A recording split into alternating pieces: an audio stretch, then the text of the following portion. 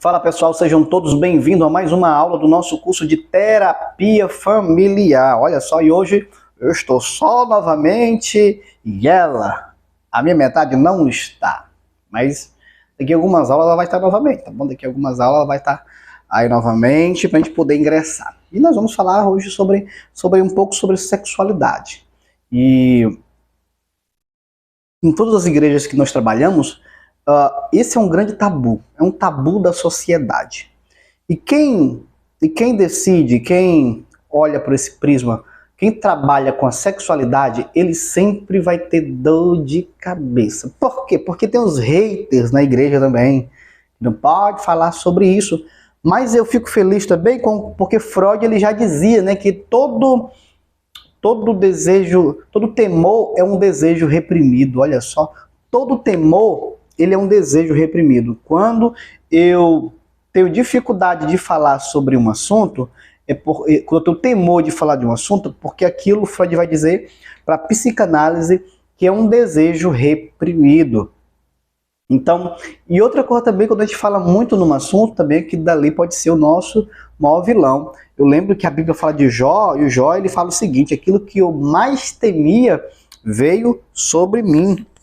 Então, todo temor é um desejo reprimido, e muitas pessoas quando condenam, satanizam a ideia sexual, é porque talvez possa ser um desejo reprimido dentro dela. E como eu disse, você vai ter hater, não só fora, mas vai ter hater dentro da comunidade, na perspectiva cristã também, que o que não era para ter. E muitos entre os religiosos, os pseudo-religiosos, que satanizam, que igreja não é para falar disso, que igreja não é para falar daquilo, porque tem ambiente, ninguém se... Então, muitos têm uma sexualidade, muitos que falam nisso, ele vai ter de duas uma. Ou ele é um perverso sexual, que te vai ver pessoas, gente já contemplou muitas pessoas que não querem que fale de sexualidade na igreja, e quando pensa que não, a gente vê ele no jornal acusado de abuso, acusado de estupro.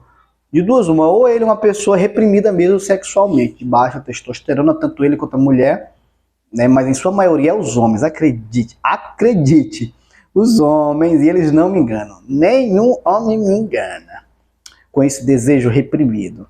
Quando eu vejo um homem assim, saindo fora, não querendo me ouvir, e sem contar que eu sou muito rejeitado, ignorado, evitado, mas eu conheço os homens tudinho que me ignoram. Eu conheço os homens que me evitam quando eu começo a falar de sexualidade. Quando eu começo a falar sobre esse assunto. Por quê? Porque, como Freud diz, todo temor é um desejo reprimido. Eles temem que eu fale isso. Não é só ele não. Tem muita liderança cristã que teme que eu fale isso. Obviamente que era um tabu, era para ser um tabu.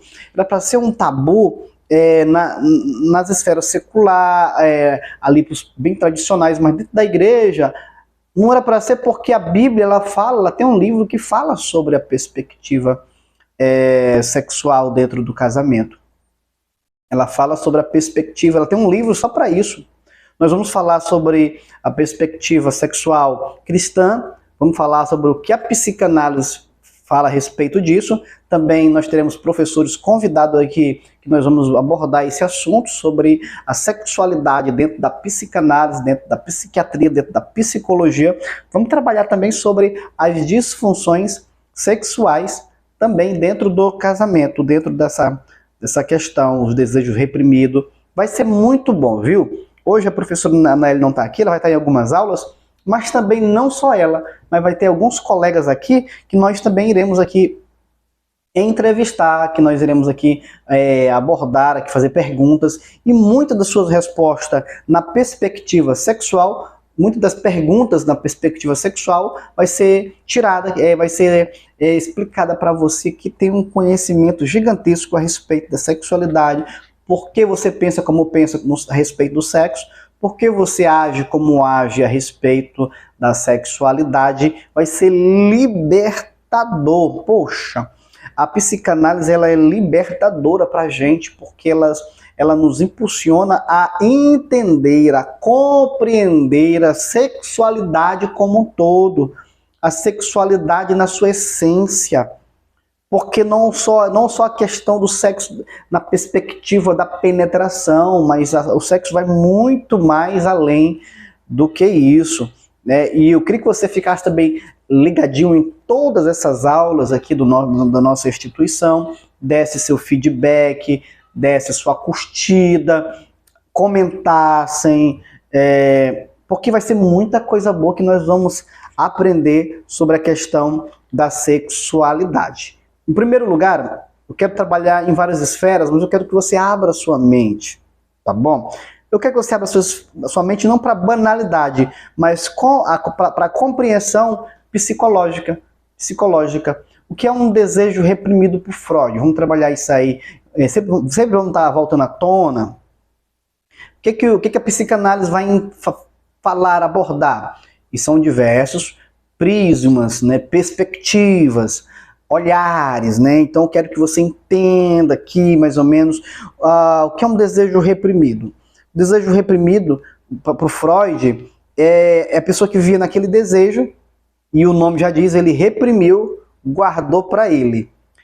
Nesse sentido, eu entendo que o desejo, você vai ter que fazer duas situações para aquele desejo, para a realização daquele desejo. Número 1, ou você vai realizar. Número 2, ou você vai falar com alguém. Para quê? Para poder criar mecanismo de superação daquele desejo. Você lembra que a gente vê muito isso na igreja. Por quê? Porque muitas pessoas têm desejo reprimido. Tem desejo, e isso nós vamos trabalhar muito a fundo, quando a gente também falar sobre parafilias, os transtornos aí sexuais, né? Um transtorno sexual, a parafilia. Quando nós chegarmos na aula dos transtornos, vamos falar sobre todos os transtornos de personalidades, transtornos mentais, distúrbios de aprendizagem. Vai ser uma gama de aula aí que vai ser muito top, vai ser muito bom. Então, ele precisa ser ou executado, ele precisa ser falado, né? Para o cristão, precisa ser falado, precisa passar por um processo terapêutico. O porquê desse desejo, principalmente quando é um desejo proibido, é um desejo pecaminoso, é um desejo insano. Então, precisa. Tem gente que tem desejo de fazer sexo com um animal, que é a zoofilia. Tem homens e mulheres com vontade de transar com cachorro, com cavalo, com jumento, com boi. Então, tem pessoas que têm vontade. E muitos aí artistas famosos que falaram que perderam a virgindade com um cachorro. E que esparramou aí nas redes sociais que a primeira relação sexual foi com um animal, foi com um cachorro. Tem pessoas que têm esse desejo. Ai, misericórdia, Deus me defenderás, minha Virgem Santíssima. Né? Então, e a gente acostuma que não acreditar, que fechar os olhos para isso, que não acontece, mas que de fato acontece, de fato é verdade, essas situações vão acontecer, enfim. Então, neste sentido, é importantíssimo você abrir sua mente e entender que tem pessoas nesse pensamento. Nós temos nossos desejos recônditos, escondidos entre nós, guardados dentro de nós, né? Fala para mim aí, uma pergunta retórica. Qual é o teu desejo que você tem medo de contar para as pessoas? Um desejo mais racional, eu tenho vontade de...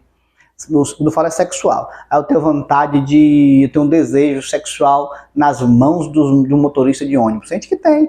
Eu tenho desejo sexual em ver um pé sujo. Eu gosto de lamber pé sujo. Eu tenho desejo sexual. Tem. A minha filha tá aqui por detrás das câmeras aqui, ela tá filmando aqui tudo. Ela, quando eu falei o desejo de lamber o pé sujo do outro, ela fez uma careta ali, né? Que nojo! Mas tem gente que tem vontade de lamber o pé dos outros. Existe um fetiche, né? Um fetiche de lamber um pé sujo. Tem mulheres que tem um desejo de transar com mendigos, né? Houve um caso aí também, bem à tona, que você viu. Ali muitos, eu não acredito que ela sofreu de algum transtorno. Pode ter sofrido? Pode, posso estar errado? Posso, mas não acredito. Como psicanalista, não acredito. Posso estar errado? Posso, mas não acredito. Não acredito.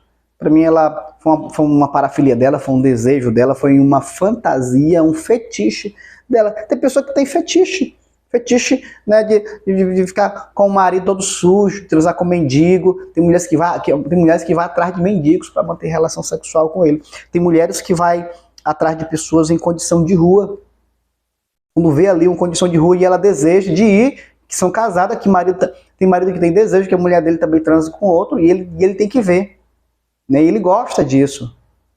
E ele gosta de filmar isso. Tem mulher que gosta de ser vista por outros enquanto estão nua, despida. Então são vários desejos. E isso vamos trabalhar aqui, tanto a introdução no meu livro Até que a Briga Nos Separe, que eu escrevi com a professora Naeli, quanto no meu livro, que está saindo muito, vendendo muito, que é Códigos da Sexualidade. É um livro que a gente escracha, fala de forma escrachada, né? Forma escrachada, bem esdrúxula. Mas, em primeiro lugar, para você ter uma boa relação sexual com o seu marido, com a sua esposa, é importante entender que os homens não são videntes. Por isso, expresse o que você sente, o que você deseja, o seu desejo sexual, como é que você quer, como é que você deseja, como é que você vê a sexualidade. Não tente entender que seu marido é um vidente, homens são bobo e eles precisam que as mulheres expressem, eles precisam que as mulheres falam e, portanto, fale. Procure expor e não impor, pois imposição torna o casamento tirano e tóxico. Procure expor para ele o seu pensamento a respeito da sexualidade. Você já teve uma comunicação sexual com seu marido? Você já teve uma comunicação sexual com a sua esposa? Você já teve um diálogo sexual com seu cônjuge? Já falou sobre os seus desejos, né? Sobre os seus anseios, do que você gosta, do que você não gosta com ele? Portanto, fale, exponha e não imponha. No ato da conversa sobre a relação sexual, sobre o diálogo sexual, não altere o seu tom de voz, pois seus gritos não farão ele ou ela te ouvir. Não grite, porque torna a pessoa pequenada, e quando a pessoa grita é porque ela já perdeu a razão. Neste sentido, converse com a voz amena, tranquila, e não seja áspero, não seja rude. Entenda também que no sexo nem sempre é como você pensou ou como você idealizou. Nem sempre.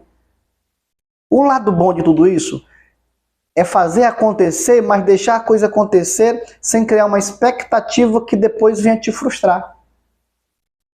Isso é o que as pessoas mais cometem. Criar expectativa, depois se frustrar com a expectativa e querer terminar ou se divorciar por causa da expectativa frustrada. Por isso que é importante ter o diálogo sexual com o marido, com o seu cônjuge, com a sua esposa. Conversar de forma aberta. Diz para mim, você tem coragem de conversar de forma aberta com seu parceiro, com a sua parceira? Você teve coragem de falar todos os seus desejos fora daquela perspectiva matrimonial ali? Você tem coragem para poder criar um mecanismo de superação também? Conta para mim.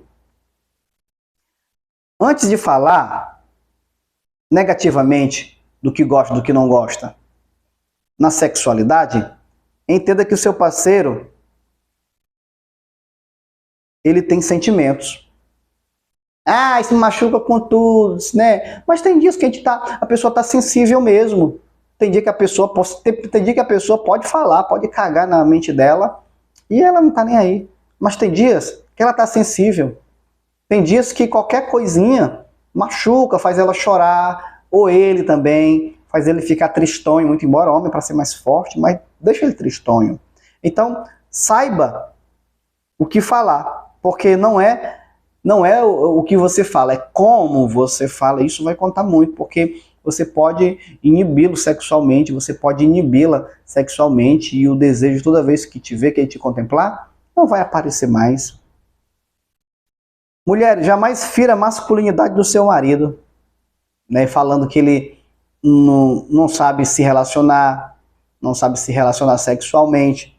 Então, saiba conversar com ele, para ele não se fechar para você. Porque se você não souber conversar com ele, ele vai ficar calado, ele vai se fechar para você e não vai nunca mais querer te ouvir. Um relacionamento não se resume apenas na união de dois corpos, mas, sobretudo, de duas mentes saudáveis. Porque é aquilo que o Josué Gonçalves fala, que toda mulher deseja, antes que o homem toque o corpo dela, toque a alma dela com toques de afetividade. E antes que a mulher toque o corpo do homem, ele deseja também que ela o toque com toques de carinho. Ele é seu marido e não seu amigo. Ele é seu marido, seu amigo. Você trata, às vezes, com brincadeira, com desrespeito, mas seu marido não. Você não vai desejar seu amigo, mas você deve desejar seu marido. Você não vai ficar despida para o seu amigo, mas você deve ficar despida para o seu marido. Ela é sua esposa e não sua mãe. Tem muitos maridos que faz da esposa a mãe dele. Quer colinho, quer carinho, legal, tudo bem. Quer que ela faça tudo, dê tudo na boca dele, né? Quer que mime ele. Entenda que ela é sua esposa e não sua mãe. E nem tampouco sua empregada. Ele é mais importante do que coisa. Ele é mais importante do que teus filhos, teu marido. Por quê? Daqui a um tempo, teus filhos casam e vão embora. Só ele fica.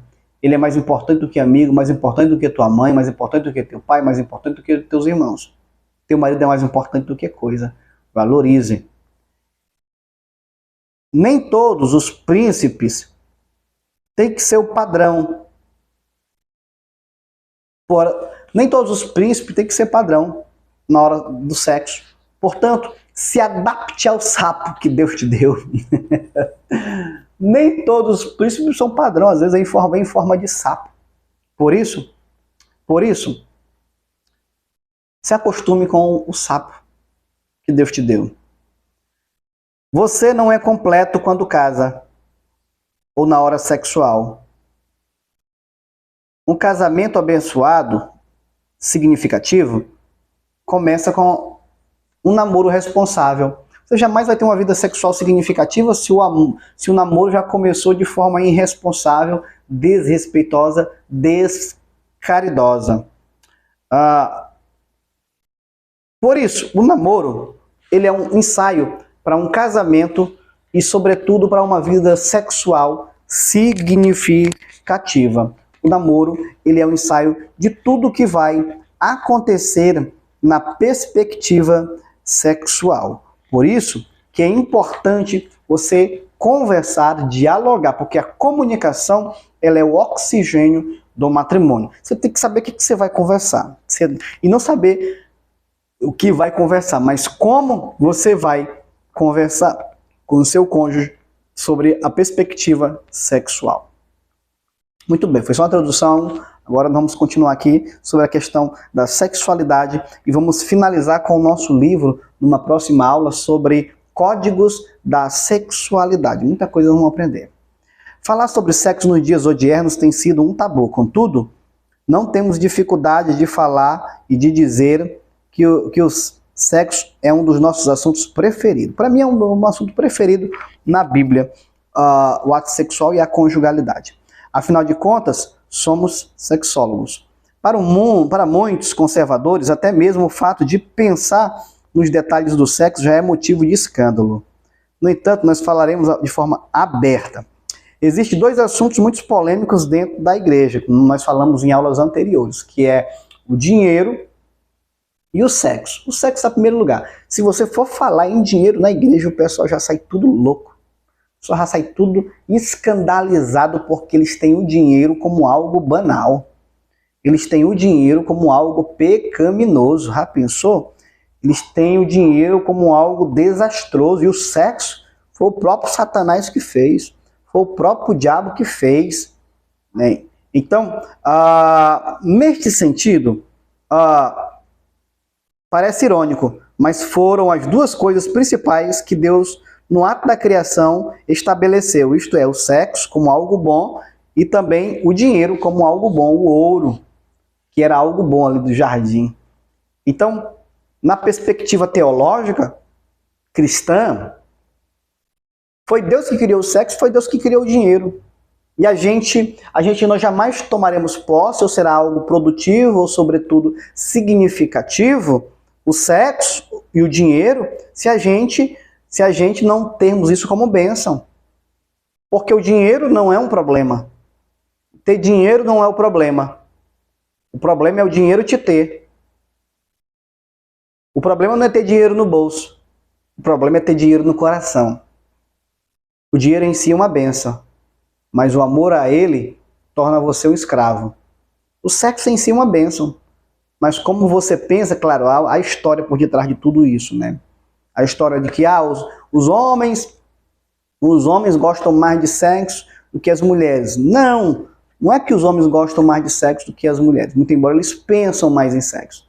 É porque as nossas realidades pelo qual nós fomos criados nos tornou os homens mais sexualizados, tornou os homens mais erotizados. E isso fez com que a sociedade pensasse que os homens gostam mais de sexo. Na verdade, eles pensam mais. Gostar? Penso que eles gostam, tanto o homem quanto a mulher gostam por igual. Agora sim, os fatores ou a condição cultural pelo qual eles foram criados, isso vai determinar o gosto dele pelo sexo. Por exemplo, você que é homem, quando tinha 2 anos, 3 anos, 4 anos, 7 anos, 8 anos, tu ficava só de cueca na tua casa. Quando chegava algum vizinho ou alguma visita distante na tua casa e o pai com o filho, o pai deixava o menino lá de 4 anos, lá 3 anos, ainda mostrava, meu filho, mostra aí a piroca pro vizinho, mostra o pintinho aí, mostra a piroquinha pro vizinho, e o filho mostrava. E o pai ficava todo besta em mostrar o pintinho, o bingolim do filho dele pro vizinho, pro amigo distante, ficava todo orgulhoso em mostrar, né, o bingolim da criança.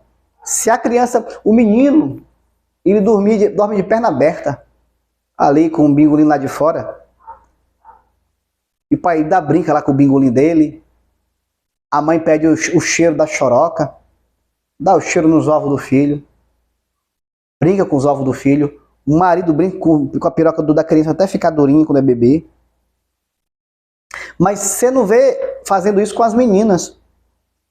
Você vê um menino de 8 anos nu, pelado dentro de casa. Mas você não vê uma criança, uma menina pelada dentro de casa de 8 anos, dormindo de perna aberta. O menino pode até dormir com a cueca ou um short frouxo e os ovos lá de fora. O pai nem liga. Mas uma menina não fica de perna aberta, com o short ou a calcinha frouxa, mostrando a perereca dela. E isso, você vê como é que o ditado de antigamente, que as mães soltavam pros filhos, não sei se é da tua região. Ela falava assim, prende as tuas galinhas que meu galo tá solto. Ou seja, o filho dela vai pegar as meninas tudinho. E não tem problema nenhum. E muitas mães compravam preservativo aí para os filhos, incentivavam os meninos a pegar as meninas mesmo. Já com as filhas dela, ela não fazia isso. Com as filhas, era um tratamento totalmente diferente, distinto. Enquanto que os meninos eram ensinados a pegar, as meninas eram ensinadas a se retrair, fechar as pernas. O menino sentava de perna aberta e estava tudo bem. Mas você não viu uma menina sentar de perna aberta. As mães não deixavam uma menina, a filha, sentar de perna aberta, e quando sentava, batia na perna ali, fecha a perna, rapaz. Né? Coloca uma blusinha, coloca um sutiã, se guarde, não deixa ninguém mexer aqui, não deixa ninguém mexer ali. Então, você percebe que as meninas, elas eram retraídas nesse sentido. Então, elas eram ensinadas a não deixar ninguém tocar nelas. Tanto que quando elas casam, quando o marido quer tocar, ela fala, tira a mão daí, você não pode pegar aí não, tem outro lugar para pegar não. Por quê? Porque ela já foi ensinada desde o início, né, a ser desassexualizada, que sexo é perigoso, que tem que fugir dos homens, que tem que fugir dos meninos, que os homens só querem isso, homens só pensam nisso, e ela vai crescer com essa mentalidade de que ninguém quer para amá-la, mas só quer para usá-la e abusá-la. E as mães contam várias histórias, porque talvez tiveram um passado tenebroso, foram abusadas, e vai trazer essas questões para as filhas. E as filhas vão crescer, vão namorar, e por fim elas vão casar com quem? Com um cara que era pegador. Enquanto ela que fugia dos caras, enquanto nova, ela vai casar com um cara que pegava todo mundo. E o que vai acontecer? Eles vão se juntar e ela mesmo casada vai continuar fugindo dele. Ela mesmo casada vai continuar sendo retraída, achando que o sexo é pecaminoso, que o sexo é algo banal, e o homem não vai entender, vai pensar, por que que ela foge de mim? Por que que ela eu não me sinto desejado por ela? Por que que ela não me quer? Por que que ela não deixa eu pegar? Então, é sobre isso, é sobre essas questões, né, que aplicamos e entendemos que ambos gostam de sexo. O problema é como ambos foram criados. Ambos foram educados para a sexualidade. Ele foi criado para pegar, ela foi criada para fugir. Quando ambos casam, você vai ver um que gosta mais e outro que gosta de menos, um que vai atrás e a outra que foge, quebrando assim os valores. Então, entendendo isso, você, mulherada, entendendo isso porque você não gosta tanto quanto seu marido, é porque precisa ser trabalhado. Você que é casada, precisa ser trabalhado essas questões com terapia. Para quê? Porque talvez até hoje a voz da tua mãe está dizendo, né? Não deixe ninguém pegar aqui, não deixe ninguém pegar ali. E com isso, você vai ficando, né, sendo inimiga do sexo, achando que é pervertido, achando que é pecaminoso, achando que é brutal. Teu marido doido para namorar e tu sempre fugindo, tu sempre rejeitando ele, tu sempre evitando ele. E o teu marido... O que vai acontecer na mente do homem? O homem pensa, ela não me deseja. Ou deve ter outro, ou é doente. Mas lá no trabalho tem uma que olha para mim direto, vem atrás de mim, pergunta como é que eu tô, falta me engolir com os olhos. O que tu acha que vai acontecer, boneca? O que tu acha que vai acontecer, lindona? É isso mesmo. É só questão de tempo para ele começar a se relacionar com outra. E a culpa não é sua. A culpa foi tua criação. A culpa é largar os pensamentos da tua mãe. É largar a criação da tua avó, que até hoje diz que o sexo é sujo, banal, ruim, e se permitir ser tocada pelo teu marido, se permitir ser notada, ser vista, apreciada, desejada, alisada. Mas se você não se permitir, se você não tentar esquecer terapeuticamente ou ressignificar o que tua avó disse, reestruturar, desfragmentar tudo que foi dito, que aí nós entramos nas crenças limitantes.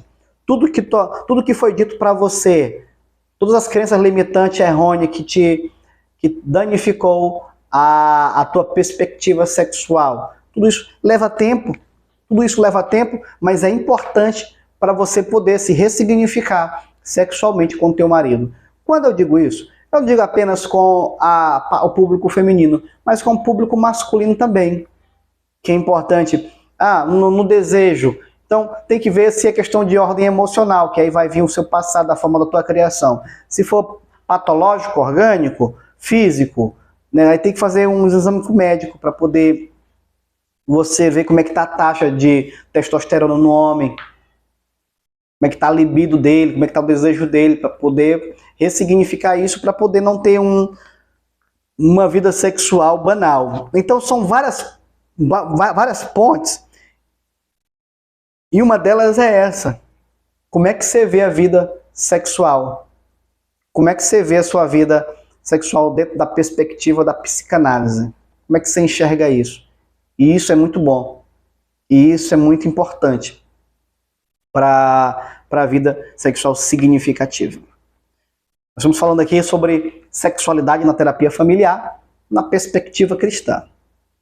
Nós iremos aqui a parcerias com outros psicanalistas aqui, onde nós falaremos o que a psicanálise veio. Falei no início sobre o desejo reprimido, mas depois eu vou falar mais nas próximas aulas. Provavelmente vamos trabalhar sobre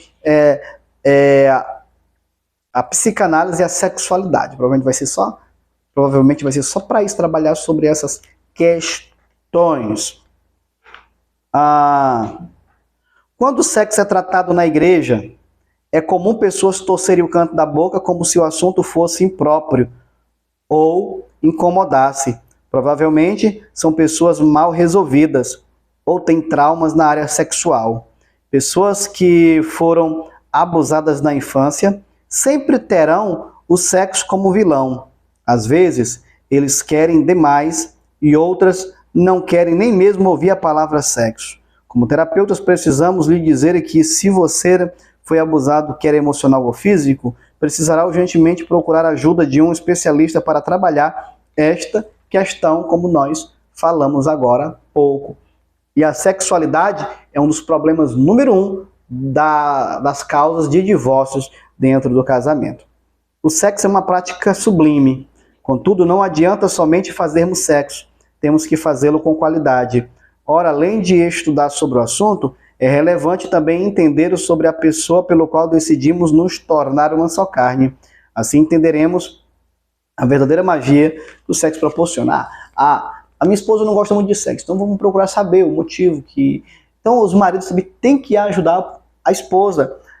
Ele não só ajuda ela financeiramente, não ajuda ela só na criação dos filhos, na casa, mas tem que ajudar também na área sexual. Se você deseja ter uma vida sexual significativa, então não custa nada também ajudá-la nessa área, entendê-la, ouvi-la, principalmente se ela foi abusada. Ouvi-la sem questioná-la, né? Conversar sem danificar a sua índole, né?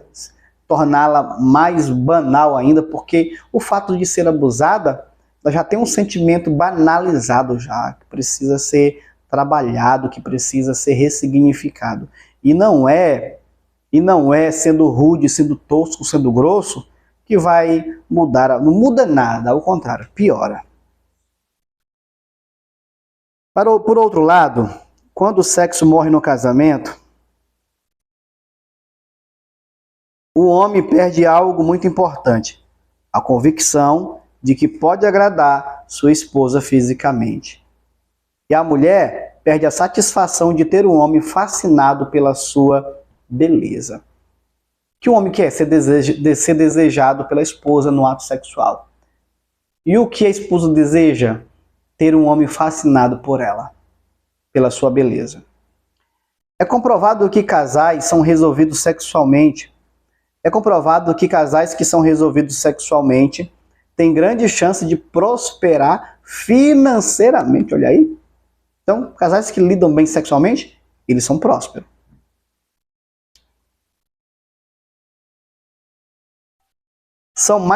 Olha, além de prosperar financeiramente, eles são mais felizes, é óbvio, e estão mais unidos para enfrentar as crises do cotidiano. Você entendeu? A vantagem de ter uma vida sexual bem resolvida são essas.